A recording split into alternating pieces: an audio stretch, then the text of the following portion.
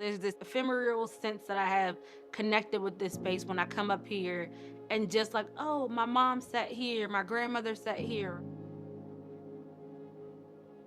Gethsemane United Methodist Church is based in Capitol Heights, Maryland, about 1 mile from the Washington, D.C. border. The church sits on 17 acres of land. We're all the way up on this hill. We're surrounded by all of this beautiful vegetation. We have all of this space at the church. Like, why aren't we using some of that space?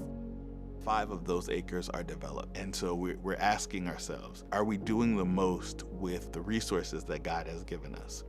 How do you maintain a facility this large where the costs continue to rise? There aren't as many people. Part of our goal was to say, like, what can we do to make sure Gethsemane is still around? I lost my mom when I was 21. She passed away before she was able to get her heart transplant. Sharon Drakeford, who is Ashley and Brittany's mom, she was very instrumental in our young people's ministry. Not just her kids, but the other young people in our church community. And one of the first things that our aunt had us do when my mom passed away was build a garden. Ever since that time, gardening has always been a practice of connecting and growing. That has, for me, has been part of that spiritual practice. Brittany and Ashley are my cousins on my dad's side, and we were raised as a close-knit, big family.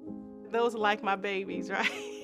We've been like family. I am a 6th-generation Prince George's County resident. Gethsemane is also a part of our history. We've been here for a really long time.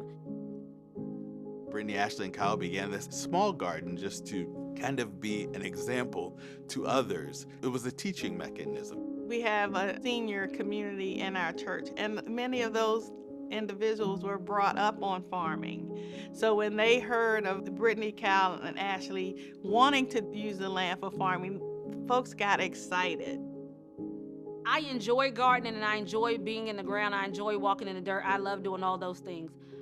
But being able to be and exist amongst people that I love and that I care for and that we're laughing and we're relaxing, that part for me is the most spiritual component.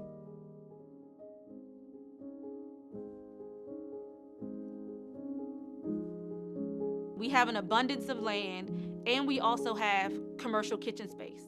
So the agriculture hub will be centered in the church parsonage. What we ended up doing was identifying ways that we can support local farmers, local food-based businesses in our community. We're considered a food desert in this area. So having that connection with the local farmers and with our food pantry as well, and making sure that our folks know that we are here for you. Practically, where do we see money flowing? Where do we see resource flowing? And then as the pastor, I asked, where do we see God calling us? Last year during Vacation Bible School, we did like a beekeeping workshop with the students, and we taught them about bees. We extract honey twice a year. Sell the honey, we give some away.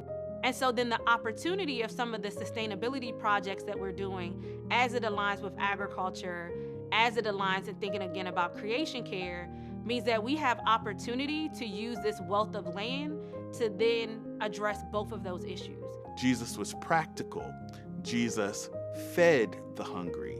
Jesus made sure that individuals had their basic needs met. Our idea was unique, but I think the motivation behind it was to see the church thriving and active and full of life again. How do we take this moment now where we are and create something new? You can't do the same thing over and over again that you did in the 70s. It's not going to work in 2025. Gethsemane already has developed policies, procedures, and all of the administrative capacity that we need to function as an organization and as a nonprofit. So through the fiscal sponsorship with Gethsemane, we're able to then leverage that institutional knowledge to now share costs. When we go out and win grants or we have these big, bold ideas and we bring back financial backing, we're able to solidify the foundation that is Gethsemane. It's great to have a vision that can happen in 10 years, but you also still have to have incremental steps to help you get there. If you don't have that, then the vision really can't become a reality. Our legacy of service comes from my mom. She's a huge motivator in what we do. I can only imagine what she would think of all the things that we're doing right now. But really, we're just doing what we've been taught to do. What makes me most proud is seeing my cousins be the best versions of themselves, finding their voices and finding their confidence through the work that we're doing. When we look at many communities, particularly African American communities, right? One of the most valuable assets in those communities are churches. Churches are anchor institutions. And if we choose to see them as anchor institutions, there is a wealth of possibility that can be birthed and born out of that. There have to be people that are always teaching, people that keep our history, people that pass it down, and people that come up with these new, big, bold ideas that are able to keep the church moving forward into the future.